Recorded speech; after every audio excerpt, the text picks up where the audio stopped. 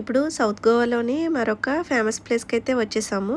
Beach view అయితే చాలా మంచిగా ఉంది, చూడొచ్చు ఇక్కడ. ఇప్పుడు చూస్తున్న ఈ బ్రిడ్జ్ అయితే సముద్రం లోపలికైతే ఉంటుంది కొద్దిగా. ఈ ప్లేస్ అయితే చూడటానికి చాలా బాగుంది. అయితే వర్షం వల్ల కొద్దిగా డిస్టర్బ్ అయితే అయ్యారనమాట.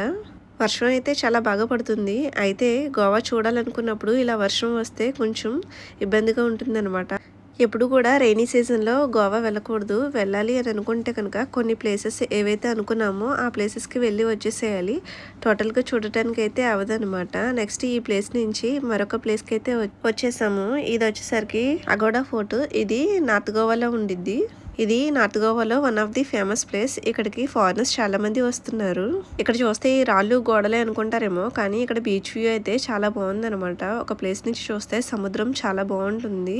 ఇక్కడ క్లైమేట్ని అయితే బాగా ఎంజాయ్ చేయొచ్చు, అంత బాగుంది. ఛానల్ని ఇంకా సబ్స్క్రైబ్ చేసుకోకపోతే లైక్ చేసి సబ్స్క్రైబ్ చేసుకోండి.